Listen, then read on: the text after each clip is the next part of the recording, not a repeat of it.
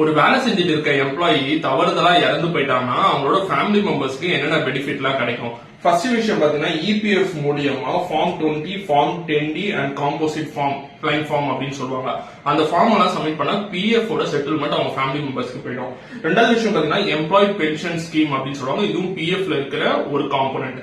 ஆக மொத்தம் employee pension scheme மூலியமா அவங்களோட ஃபேமிலி மெம்பர்ஸ்க்கு மந்த்லி ஒரு அமௌண்ட் போய் சேரும். மூணாவது விஷயம் பாத்தீங்கன்னா எம்ப்ளாய் டெபாசிட் லிங்க் இன்சூரன்ஸ். இதுவும் பிஎஃப்ல இருக்கிற ஒரு காம்பனன்ட்.